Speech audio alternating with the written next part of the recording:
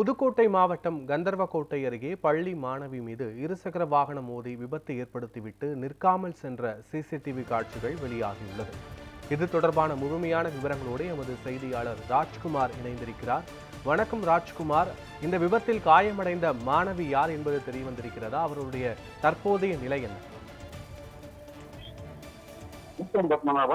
கந்தர்வக்கோட்டை அரசு பள்ளி மாணவி பள்ளி முடித்து வீடு திரும்பும் வேளையில் கந்தர்வக்கோட்டை கரம்பக்குடி சாலையில் மஞ்சம்பட்டி பிரிவு சாலை அருகே சாலையை கடக்க முயன்ற பொழுது பின்னால் அதிவேகத்தில் வந்த இருசக்கர வாகனம் மோதி நிற்காமல் செல்லும் நெஞ்சை பதற வைக்கின்ற சிசிடிவி காட்சிகள் தற்பொழுது சமூக வலைதளங்களில் பரவி வைரலாகி வருகிறது.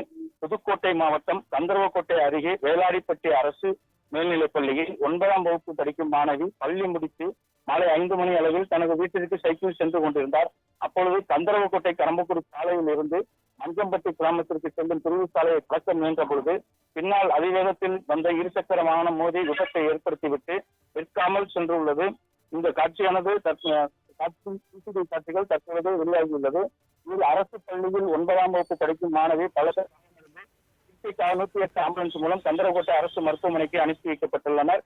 தொடர்ந்து சிசிடிவி காட்சியின் அடிப்படையில் கந்தர்வக்கோட்டை போலீசார் இருசக்கர வாகனத்தில் சென்ற நபரை தேடி வந்தனர். அப்பொழுது கந்தர்வக்கோட்டை அருகே கல்லாக்கோட்டை பகுதியைச் சேர்ந்தவர் என்பதும் தெரிய வந்துள்ளது. இருப்பினும் தற்பொழுது அந்த மாணவிக்கான மருத்துவ செலவை அந்த விபத்து ஏற்படுத்தியவர் செய்கின்றேன், தனியார் மருத்துவமனையில் வைத்து மாணவிக்கு உயர்தர சிகிச்சை அளிக்க முன்வருகிறேன் என்று கூறியதை அடுத்து மாணவியை தற்பொழுது தனியார் மருத்துவமனையில் சிகிச்சைக்காக அனுமதிக்கப்பட்டுள்ளனர். பத்மநாபன். விவரங்களுக்கு நன்றி ராஜ்குமார்.